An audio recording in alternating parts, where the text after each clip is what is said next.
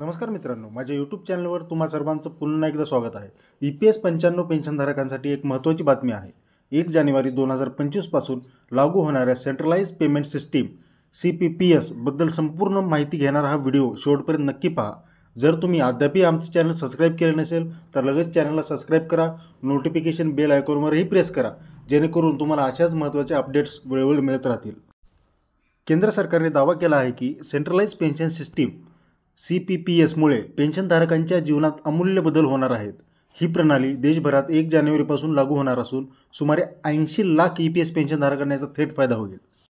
CPPS प्रणालीचे फायदे: भारतातील कोणत्याही बँकेत कोणत्याही शाखेतून पेन्शन घेण्याची सुविधा, PPO ट्रान्सफर करण्याची गरज नाही, पेन्शनधारक स्थलांतर झाले तरी पेन्शन मिळणार, पेन्शन वितरणातील बँकांची मर्यादा दूर होणार आणि सुलभ पेमेंट प्रक्रिया सुरू होईल।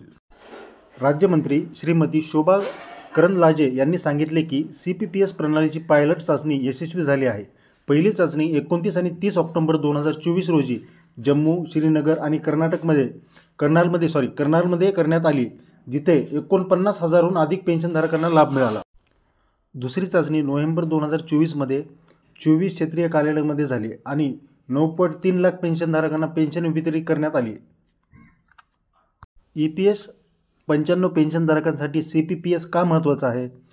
श्री इटेला राजेंद्र यांनी विचारलेल्या प्रश्नांना उत्तर देताना सरकारने नमूद केले की CPPS प्रणालीमुळे EPS 95 पेन्शनधारकांसमोरील जुनी आव्हाने सोडवली जातील। ही प्रक्रिया EPFO पेन्शनधारकांच्या गरजा अधिक चांगल्या प्रकारे पूर्ण करण्यास सक्षम असेल।